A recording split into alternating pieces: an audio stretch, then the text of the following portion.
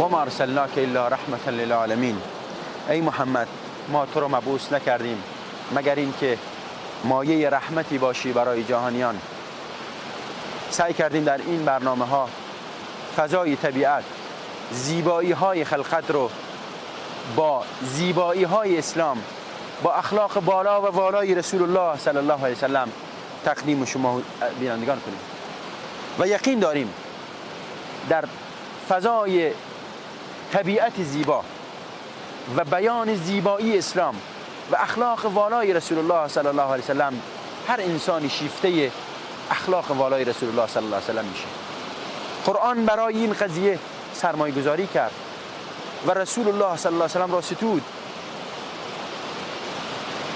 و انک لعلی خلق عظیم لقد جاءكم رسول من انفسكم لقد كان لكم في رسول الله اسوة حسنه فبما رحمة من الله لنت لهم و آیات متعددی که در واقع زیبایی اخلاق رسول الله صلی الله علیه وسلم رو ثابت میکنه.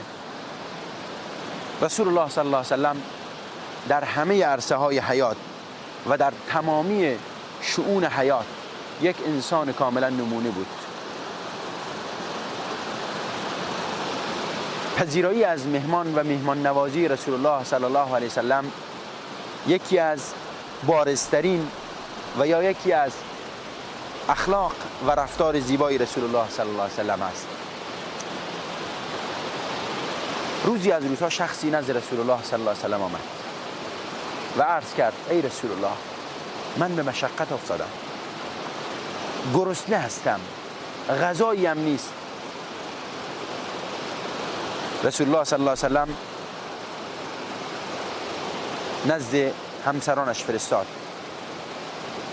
نزد حضرت عایشه، که ببینید در منزل چیزی غذایی هست که مهمان خود بدیم. حضرت عایشه رضی الله عنها فرمودند که به الله قسم در منزل هیچ چی نداریم، غذایی که انسان میتونه بخوره نداریم.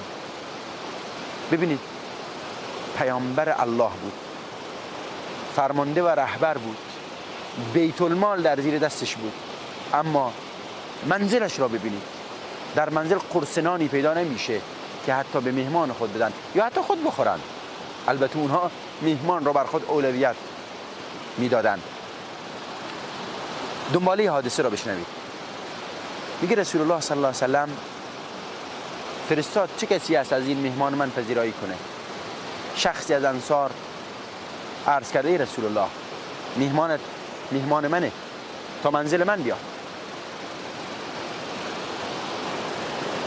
این شخص انصاری رفت منزل و از همسر خود پرسید که در منزل چی داریم؟ مهمان رسول الله صلی الله علیه وسلم در منزل داریم. اون زن انصاری به همسرش گفت تنها غذایی که فقط برای کودکانمون آماده کردیم، غذای دیگری نداریم. اون انصاری گفت که میدونی چیه؟ مهمان رسول خدا صلی الله علیه وسلم رو نمیشه رد کرد و ما وقت شام بود و من مهمان رو در منزل میارم، چون آتش در واقع چراغ را روشن کن و بچه ها را خواب کن، فرزندان بذار بخوابن. مهمان که وارد منزل شد و سر سفره نشست، چراغ را خاموش کن و ما به نحوی در واقع نشون میدیم که داریم غذا میخوریم تا این مهمان راحت بتونه غذا بخوره، احساس نکنه که در خونه ما غذا نیست. میگه مهمان غذا را خورد. در واقع این کار انجام دادن، چراغ را خاموش کردن، کودکان را خوابوندن و فردا صبحش این انصاری نزد رسول الله صلی الله علیه و سلم رفت. هیچ خبری به رسول الله صلی الله علیه و سلم نداد، چیزی در این باره بازگو نکرد. میگه نزد رسول الله صلی الله علیه و سلم که رفت، دید که رسول الله میخنده و تبسم میزنه. اون انصاری گفت که ای رسول الله چرا میخندی؟ رسول الله صلی الله علیه و سلم فرمود که دیشب الله هم به کار شما تبسم زد و در واقع خندید و این آیه نازل شد یؤثرون علی انفسهم ولو کان بهم خصاصه. بر خود ایثار میکنن و به دیگران تقدیم میکنن، فداکاری میکنن حتی اگر خود احتیاج داشته باشند. محمد رسول الله این شاگردان را تربیت کرده بود، این فرهنگ رو قانونمند کرده بود. کجا سراغ دارید این قانون، این اخلاق، این رفتار، این ایثار، این فداکاری؟ تنها رسول الله و یارانش تنها با مسلمانان اینگونه نبودند، تنها با انسان ها هم اینگونه نبودند، بلکه حیوانات نیز بهره می بردند. و این مصداق آیه قرآن و ما ارسلناک الا رحمتا للعالمین.